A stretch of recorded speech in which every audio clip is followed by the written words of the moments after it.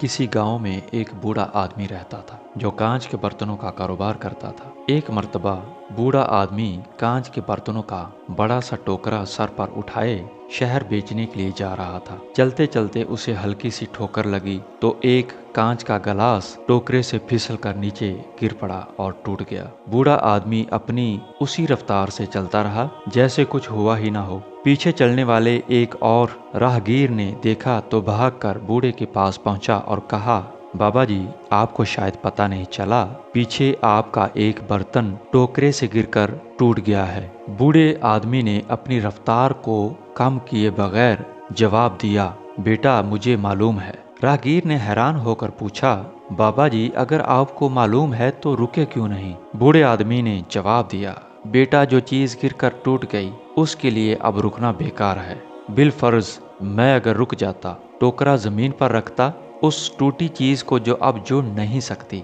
उठा कर देखता, अफसोस करता, फिर टोकरा उठाकर सर पर रखता, तो मैं अपना वक्त भी बर्बाद करता, टोकरा रखने और उठाने में कोई और नुकसान भी कर लेता और शहर में जो कारोबार करना था अफसोस और तासुफ के बायस वो भी खराब करता। बेटा मैंने टूटे गिलास को वहीं छोड़कर अपना बहुत कुछ बचा लिया है।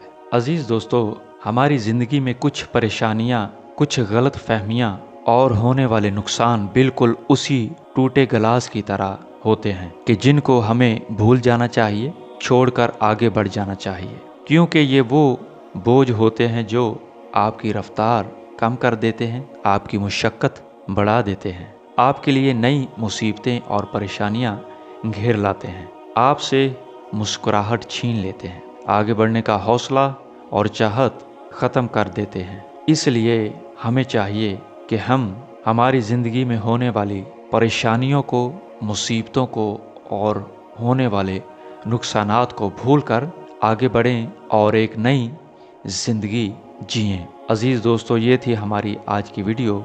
मिलते हैं फिर किसी नई वीडियो के साथ। अपने दोस्त मोहम्मद शफीक को इजाज़त दीजिए। अल्लाह हाफिज़।